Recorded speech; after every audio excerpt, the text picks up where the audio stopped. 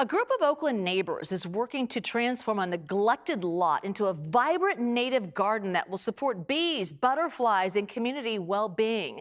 Organizers of the effort say they've already gotten Caltrans approval and are now in the fundraising stage.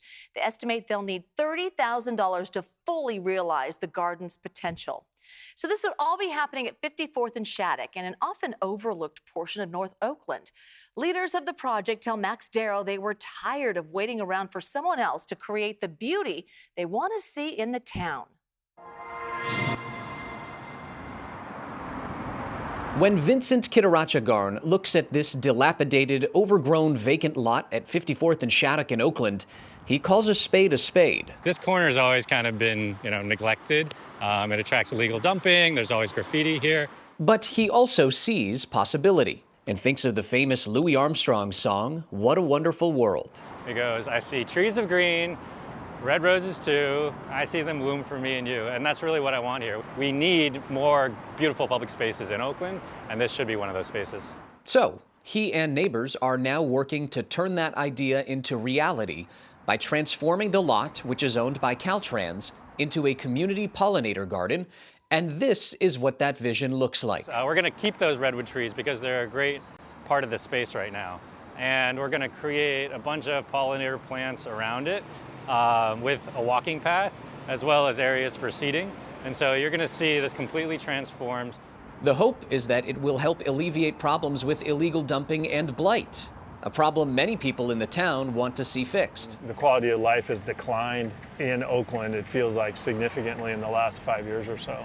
Including Rob Selna. I'm a fourth-generation Oakland resident. Who is helping bring this idea to life. It feels as though it's a time where more than ever, members of the public need to step up and fill in some of the gaps that the city has left. Selna has experience on this front. He's the president of the group Sidewalk Trees and Gardens, and 10 years ago, he and neighbors created the Temescal Community Garden. What you see here now represents a transformation of a street that was really secluded, blighted, and a target for criminal and bad activity.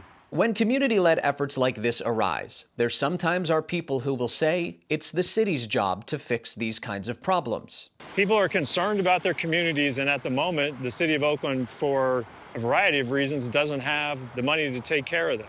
So you can decide, well, I'm just going to abandon this city and move on because they don't have the money to take care of it, or I'm going to help to bring the city back. Back on Shattuck and 54th, Vincent says they've acquired the necessary Caltrans permits to proceed.